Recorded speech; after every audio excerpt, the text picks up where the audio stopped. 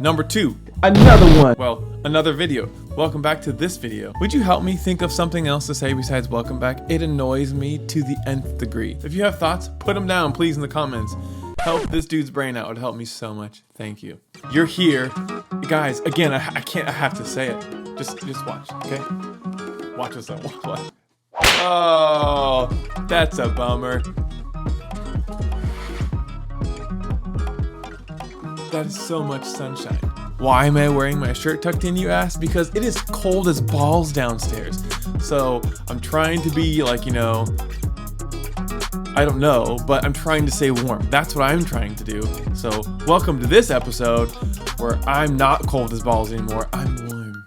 Like a snug little baby, like a bug in a rug. I don't think that's how it goes. Whatever. Hey, welcome. Thank you so much for being here, for joining. It means the world. If you missed the last episode, I'll link it down in the description so you can watch it. It's with a good friend of mine, aka my brother-in-law. So whether I like it or not, he's my friend. Just kidding. Anyways, moving on as quickly as possible. We'll just delete that last little clip there. My next one is with a friend of mine who is from Brazil. Brazil. She is so cool. The girl's so dedicated. She's lost over 70 pounds and continuing to lose weight. Talk about her being an au pair, her experience coming up here, just how these people just loved her so much, and honestly just the grace of God, like in this whole process of her life. So super excited. I won't say not another people, nothing else. You won't get it in another snippet. So here we go. You ready? Let's roll it. Roll the tape. Let's go.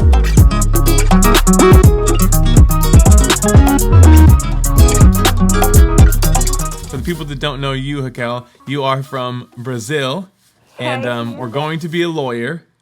Yes. And I had a boyfriend / fiance, I don't remember, for 5 years. Basically, had this entire life, and then you moved here. So why? Like, why the giant change? Why did you come to America? Yeah, I had pretty much my whole life figured out. In Brazil, it's pretty much the culture. You decide really early on in high school, like you don't have the opportunity of changing things real quick like you do here. I started school here, and I have changed my major 3 times so far. And wait, you can't change in Brazil? In Brazil, it's a little more complicated because things are so set on, like you go into law school, you're gonna study. They already know what you're going to study. It's not like here you sign up for classes and you can kind of decide later on after a year of taking random classes. Everything since day one is super planned. It's like, okay, this is what you're going to do for 5 years. And so I was doing that, and I always wanted to come here and live here. I don't know if it's just the movies, and I just always wanted. And I've been here once when I was like 15 before. And I just loved the culture, loved the language, and I always thought, I was like, I'm going to learn so much more English if I go there. And it was just so expensive, everything I looked at, and it was never like a possibility, and everything would make me stop school for a while. Nothing would make me. And in high school I couldn't, and my cousin came, and when she came through this program that she stayed with the family, and it was super doable. Like, she just came for like 2 years, but she was already graduated. And when I decided to come, I was in the middle of law school, and my mom and my dad, my whole family cares so much about like your degree, and like that's like really the culture of Brazil. It's like your degree determines a lot of who you are.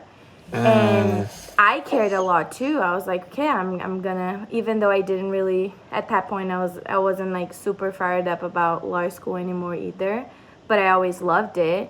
And I came to my mom after like thinking, this is a possibility. I can just sign up and go. And I went to my mom and talked to her, and she said, all right, you talked about going there your whole life. You might as well go right now. And I was so shocked. I was like, my mom said yes. Wow. Like, she's like, yeah, I mean, you're going to waste money if you stay here and finish law school, and then you go after and you figure out that that's where you're going to live. And my mom, one of the wisest women I've ever met in my life. And I was like, all right, God, I guess you want me to go. And well, yeah, if your mom's saying yes, that's a huge deal. No, my mom saying yes was like the biggest sign. I was like, God, okay, like you want me there? And after that, I started praying, and I was like, okay, I'm gonna go through all these things. I had to go do a bunch of paperwork, renew my passport, and take my driver's license in Brazil. All these things, and all of that took a lot of time. Even my mom, like today, she like laughs of herself, but she questioned. She's like, I don't know if you're gonna go. You haven't even renewed your passport. And I remember, I was like, really? You questioning me? Okay. And I remember at the time, I was like, yeah, God, like, am I gonna go? Everything I try to do doesn't really work. I've had to postpone this like so many times. I thought I was gonna come 2 years before, no, 1.5 years before I actually came. So Oh, I what? was I like, didn't know okay, that. God, and I could only come in the middle of the like every 6 months because I was pausing law school in my mind for a year and going back. And so I got online on this program, and I met this family, and the rule of the program: do not close with the first family, because you're too excited to go and you're desperate and you're just gonna close with anything. But the family was everything I was praying for.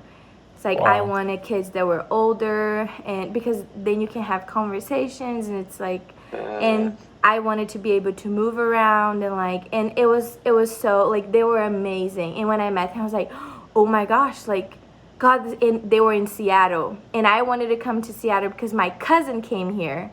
And it's not the most obvious location in the world. Like all the au pair want to go to like LA or New Right. York. And I was like, no, I want to go to Seattle.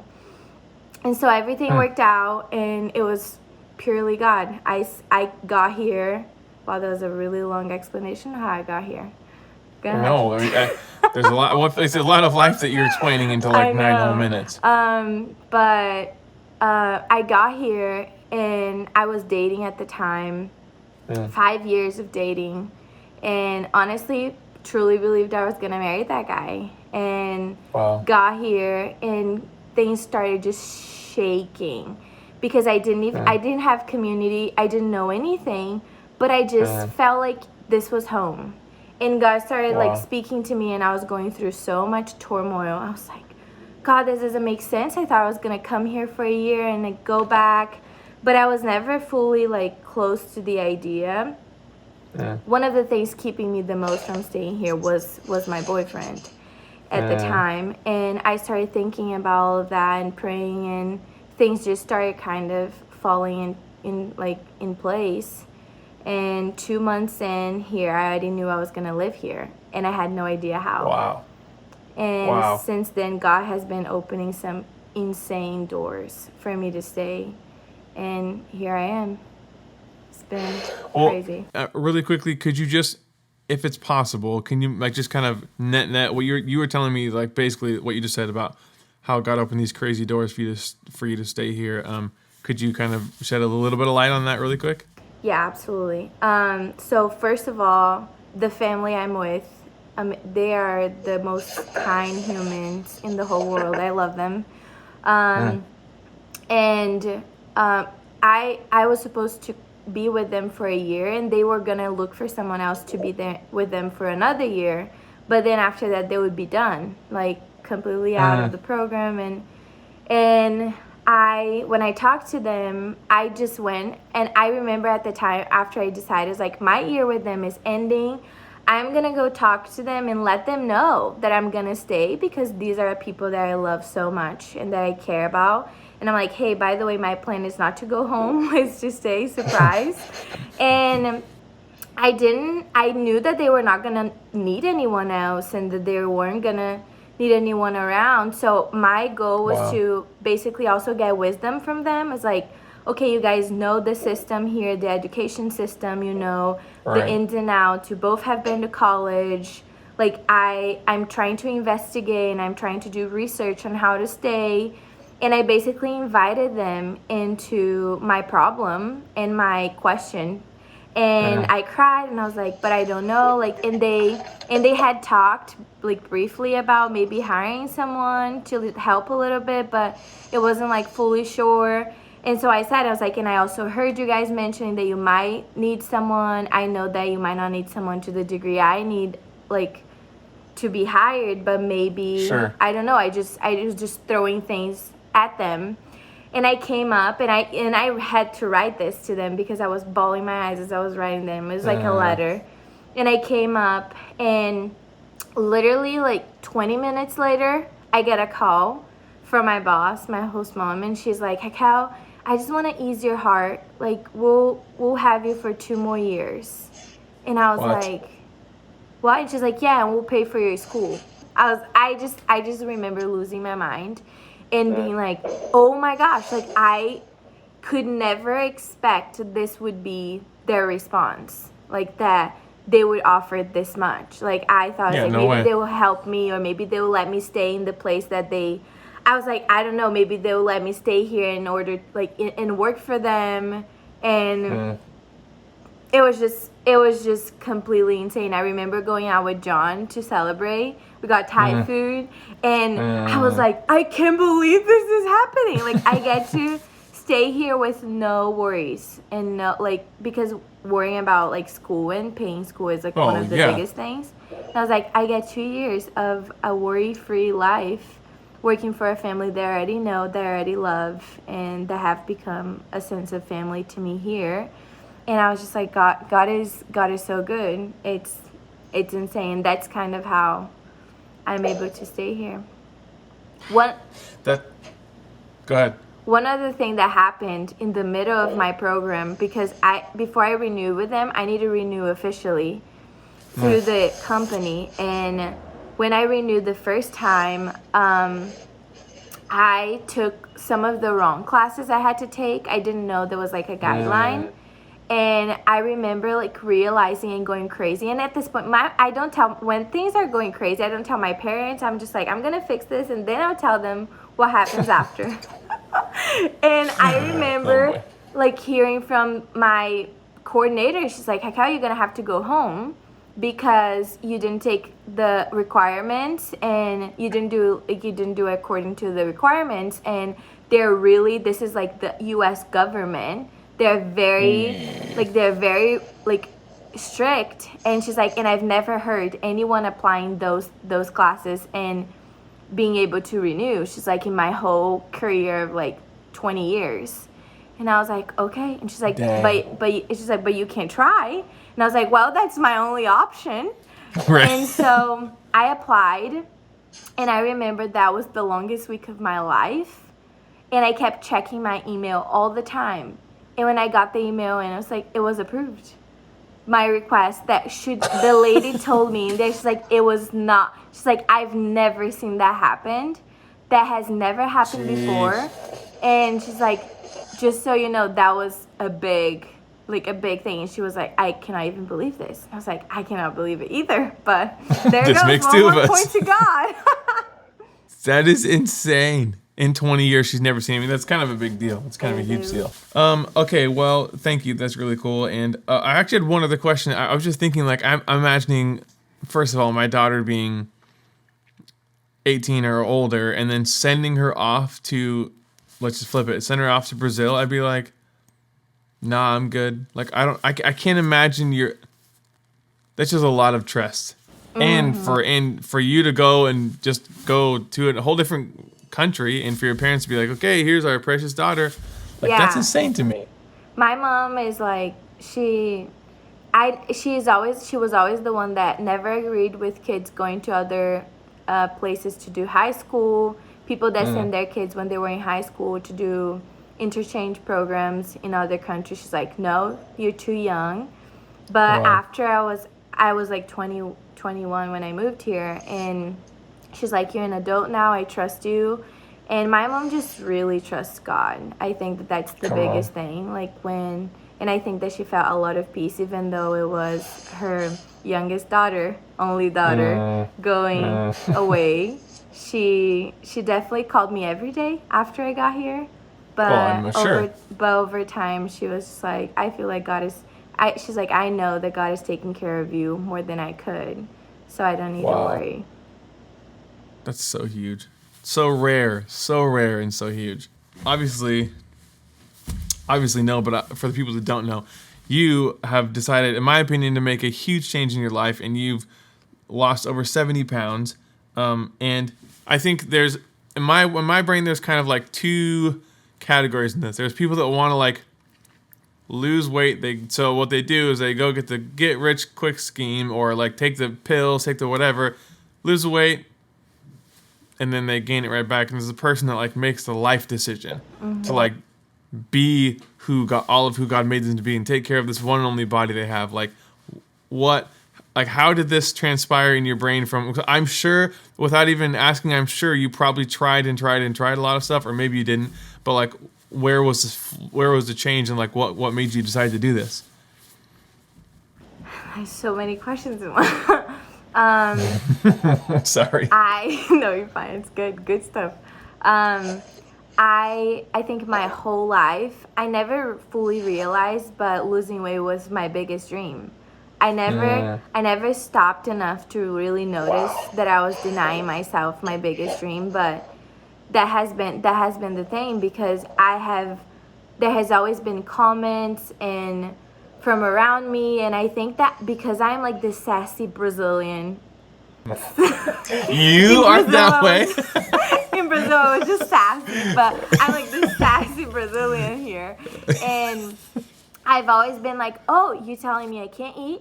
Watch me eat twice as much as I would before. Wow. And it's like, oh, you're telling me I need to be skinny? I don't care. I'm not going to be. And I got all kinds of comments growing up of like, oh, you're so pretty. You have such a pretty face. But if you lost weight, you would be like the most beautiful girl I've ever seen. And I was like, there's like a read in between. It's like, is that a compliment? I was like, I don't know how to take that. Holy crap. I grew up listening to those things and not fully knowing. And I mean, my parents have the best hearts, and they did the best that they could. They tried to help me. They tried to like do the diets with me, and they would pay for all the personal trainers and gyms and all the nutritionists, and like they would use resources that sometimes they didn't even have because they knew how important that was for me. Like so many tears and so many moments of frustration of like, gosh, like why can I not do this? And I remember when I was moving here was the heaviest I've ever been. And I went to my nutritionist, and she was really worried. She's like, Raquel, you are basically pre-diabetic, and you have diabetes running in your family, and you're about to move to the country of the junk food and of like eating crap, and she's like, I'm worried that you're gonna get there and you're just gonna lose yourself. And I started worrying about that, and I was like, you know what, I'm gonna do the opposite of what people expect from me. And so I cannot even tell you how many comments I got like, you're going to the US, you're gonna gain so much weight there, because that's their story. Because every Brazilian, mostly every Brazilian that comes here gains weight. No when way. They're doing it because you eat burgers and fries and just this. It's a land of opportunity, okay? Just kidding. Just living life. And so I was like, okay, you know what? I'm gonna go. And I talked, and this is one of the things when I was closing with the family, I was looking. Because one of the things that the girl says that they make them gain weight through the program is because they choose the family that eats crap. Like, they just eat really wrong. So one of the things I asked the family was, like, how do you guys eat? Like, are you guys healthy? And they're like, and she was so confused by my question. And she's like, yeah. Like, she's like, we're fairly healthy. And she's like, but it doesn't matter because you're gonna do your own groceries and, like, you don't need to worry about that. And I was like, oh my gosh, because that doesn't happen a lot. Like, I have my place, and usually when you're in the program, you write on the grocery list of the family and you add all the things you want, and it's mandatory that they would buy it for you. But a lot of the, like, sometimes you're like, oh, I don't want to ask this, or I don't really know what I want to eat. I'm just gonna like kind of flow with it and like add like rice, beans, and the things that I really want. Right. And when she told me that, I was like, oh my gosh, that's even better. And she said, Raquel, like, be healthy and like buy your stuff like good quality. It's like she was always pushing me in that direction. And I got here and I was like, okay, I have full control of my fridge. It's not like my house that there's always stuff there from all the other people. I basically live alone, and I get the opportunity of choosing what I put in my fridge. But I got here and I allowed myself, I gave myself a week of, I'm in the US. I need to try their food. I need to have the burgers and the pizza. I need to have all the things. And I think that the week became a month, and then I stopped and I was like, okay, this is where I start. And I started my journey, and I would still have the fall downs and the ins and outs, and I became really friends with a girl from Brazil, and she would do all the diets with me and try to be healthy with me. And honestly, what I feel like it was a really life-changing moment was when she told me, she's like, Cacao, you know what, I might cry telling this. She's like, Cacao, you know what, I hear one of the most full of faith people I've ever met in my life when you talk about Jesus and your journey, and you always trust God so much, but there's one thing in your life that you don't. It's the one thing that when you call me and your voice is sad, I know what's gonna be about, and there's no hope in the background. And she's like, and it's your way, and it's your way journey. And we were right there in my kitchen, and I started bawling my eyes. I was just like, wow, it just hit me so heavy, because I was like, dang, I haven't invited God into this journey at all. Somehow along the way, I made this so small, and I told myself that oh, this is silly, this is just what I eat, God doesn't care about that. And I was like, dang, I am not trusting God with one of the things that takes my joy away the most. This is the thing that messes with my emotion the most.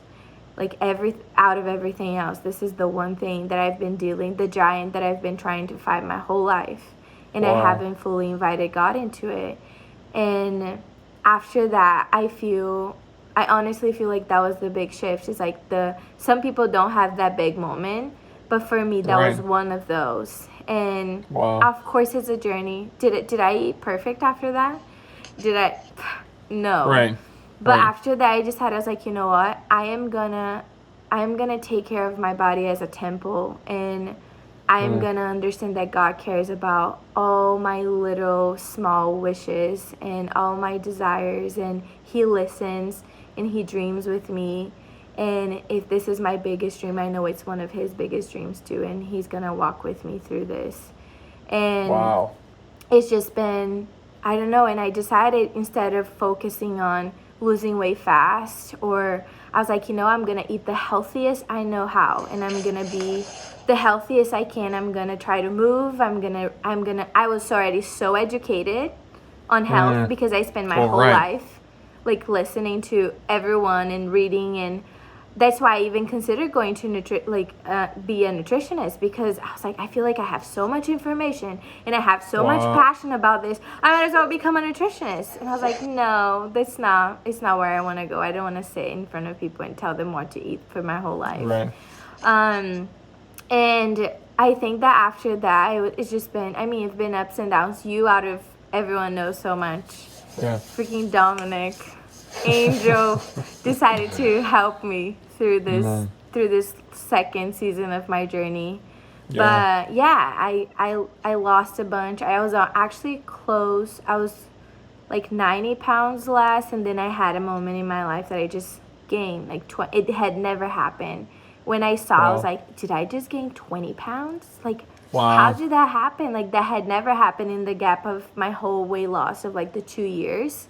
And I don't know, it has been one of the most stretching, probably one of the things that I have learned the most in every single area. My gosh, from taking from deciding that doing this is a priority in my life.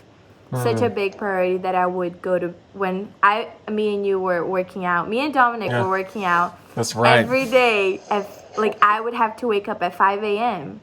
and I wouldn't work out as good. And we were working out hard. And I wouldn't work out hard. Yeah. Easy. This is your word as I was working out. Easy. You can like put 50 more pounds over there. And I remember I was like, okay, I'm going to have to say no to a lot of things. And most of those things are people. And it was everything just so aligned to a phase of my life that I was learning so much about loving myself and like prioritizing myself and prioritizing like my heart and knowing what my heart needs rather than knowing what everyone else like. It's like, oh, I can name what everyone in this room needs, but I cannot name what I need. And just learning that and choosing to step into a place of like, you know what? Yes, we need to lay ourselves down, but we need to love ourselves. Like the invitation is that. And I think I got all of that mixed up. I'm like, no, I need to become small so that he grow. You know, all those parts that we combine as Christians, and we're like, no. So we have here a case where you just need to put yourself all the way under the ground and everyone can just walk on you. And I made that my life. I would just do everything to love people, including eating. I'm like, oh, people be like, oh, let's go eat. And I was like, yeah, this is gonna be such a better time. It's gonna be so much better if I just go and eat with these people. I was like, let's do it. Let's go eat. And I would start saying all the yeses. Oh, let's hang out. Oh, it's 8:30. I should go to bed to go to the gym tomorrow. Like, just should go home. It's like, no, my friends, I would just go to the gym another day. And I wouldn't see it as, oh, you're just going to go love Raquel another day then.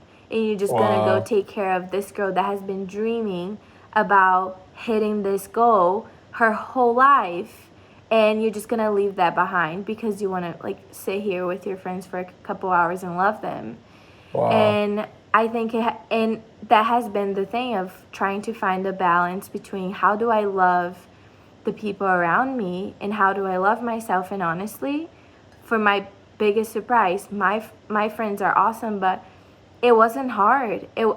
All it took was for me to establish the boundaries I needed and be like, no, this is what I'm gonna do. And most of all, those weren't the biggest things. Like, a lot of the things is the mind game. Going to counseling and choosing that and like paying the price. I'm like, no, I'm going to do this. I'm going to take the time and put on the effort and the financial resources to love myself and take care of me and listen to my needs and my journey. And I don't know, it's been a combination of all those things. And yeah. Well, I think the other thing that's so interesting too about, I know even in my own life with food specifically, because it's like such a quick way to get dopamine pumping in your veins, is it's amazing that when you start to deny yourself these things that would give you dopamine, just like whatever the thing that would be people use to cope with. I think what's so amazing is as I started to in my life choose discipline, for me it was working out and eating specifically, that after about 21 days my body started to like crave.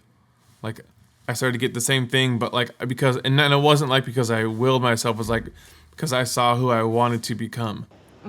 Like, and instead of not the short-term goal, like long-term goals, I want to be a dad that's when I'm 90 years old, I can be with all of my kids, healthy, whole, alive, free of disease, and all this kind of stuff, and be an effective tool for whatever season of life I'm in, whenever God's asking me to do whatever. I feel like that's what's so profound, and then it starts to bleed out everywhere because discipline here is like it begets itself. So discipline keeps getting more discipline, and I think that's what's so profound that you're doing.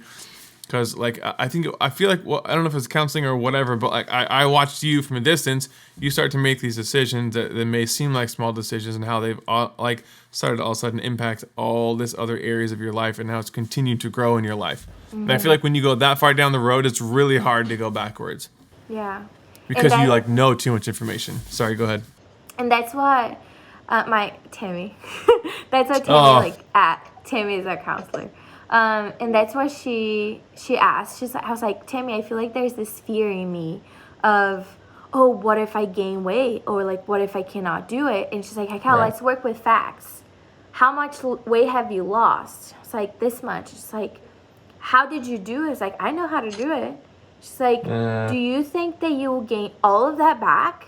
She's like, and I was like, never. She's like, so that is the same thing as the 10, the 20, is the 70, is the 80, is the 90. And she's like, it's the decision you make. And I think that food is just so automatic for us. And like 100%. even when we fast, you realize that your body is like, my gosh, the first few days of it, you are going crazy, and then your body slows down. It's like, wow, like our bodies have, like we have done it before.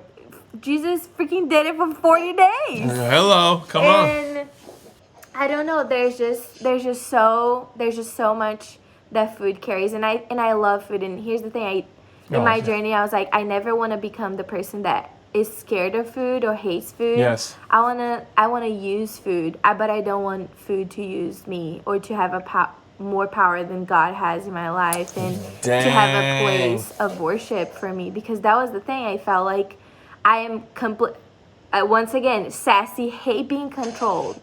If someone tries to control me, everything in me is like, what are you doing? And right. I let food control my life, my whole life. Like, and I never fully realized it.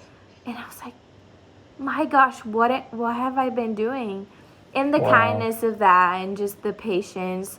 Like a few weeks ago, I sat down with a friend, and we were writing down why we wanted to lose weight, like what were our desires. And I was reading that list, and I was like, I want to climb a mountain, like the fastest I can, because my body has muscles and is fit, and I don't need to carry all this extra weight that I have. Right. Because it's weight that I'm carrying. It's like I'm carrying a backpack full of stuff when I'm going up the mountain.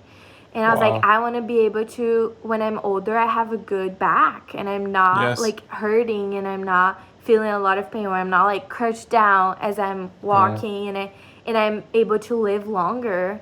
And all these things that we just neglect because of the moment. And this is the thing for me, I am such a live in the moment person. Like I'm in the moment, I'm like, heck yes, let's live the moment to the best degree. Let's eat all the food. Let's just dance as much as we can. Let's go crazy. Yeah, like I'm so for that. When I'm in the moment, it's like, I don't care. Like God has our futures. Like, doesn't matter. Right, we're good. Yeah, we're good. And I've been learning to be like, no, I can still be in the moment. And I think I realized that being in the moment, conscious, is so much better than the way I was, because I would just lose my mind, and later on I'll be like, what did I just do? Why I didn't know that I'm falling asleep because I just had too much sugar, and I didn't even fully enjoy it because I was just carving my way through that.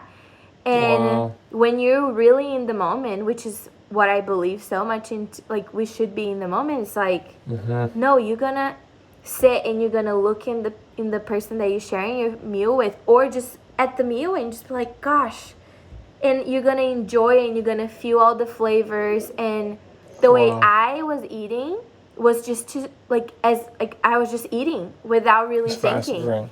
And so yeah, so many learnings from well, I feel like, I mean, essentially it's like it's coping, like it's your way of coping to make yourself feel better.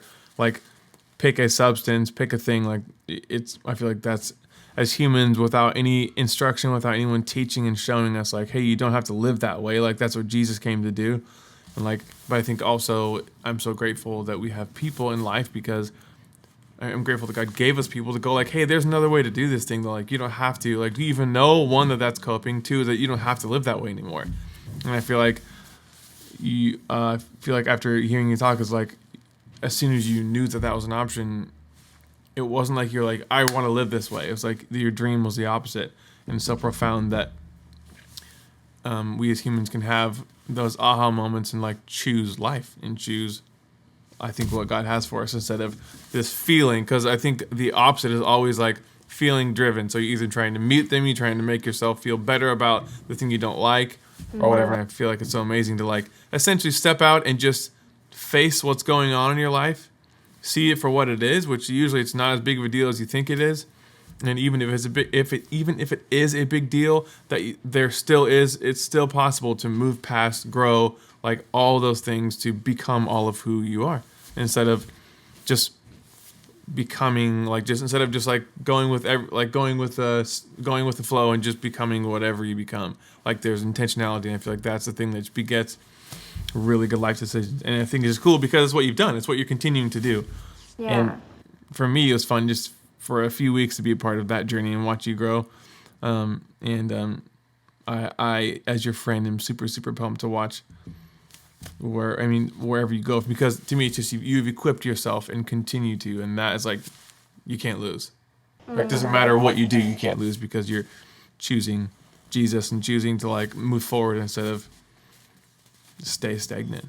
So, way to go. Thank you. Yeah, and I mean, what you said, and I mean, even the role you played in that journey is like, it shows kind of even the power of vulnerability and like inviting people into that journey, because I think I kept myself very isolated, and I'm like, no, I got this. Like, no one, because people try to control my food my whole life. I'm like, no one's going to do this with me anymore. Like, heck no. And I started inviting people. I was like, no, this is what I'm doing, and I'm not, like, this is what it is. And I remember that day leaving your house, and like after you said, it's like, Cacao, you literally, this is science. Like, you can do this. Like you can hit this number in this amount of time. And I remember I went to the gym after, and I was hitting the gym in a way I've never had before. Sarah was with me. She's like, whoa. Was Sarah with me? I think she was. And or I called her after. I don't remember. But I just remember hitting the gym in a different way. And I was like, my gosh, I can actually do this. And the craziest thing is that I think I just believed for so long that I couldn't. And and every time I was reading a journal note, every time I was getting close to my way, I'd be like, I'm stuck. Like, I can't do this. Like, why do I like leave here? And I was like, heck no. You know all the ways to go past the stuck season, and you would just cry over the fact that you feel stuck, you know, and like creating and just being kind. My gosh, being kind to myself and to the fact that, you know, you're gonna gain some weight, or you're gonna eat because it's Christmas or your birthday, and and all these things that have just kind of added to, okay, like it's not just a linear, okay, I'm gonna go from here to there, and there's not gonna be any stops, no breaks, just go. It's like this. Yeah. That's what it feels like. It's never this nice line. It's always so awkward. Well, I just, that's amazing. Thank you. Thank you for being willing to share all this stuff. I so appreciate it.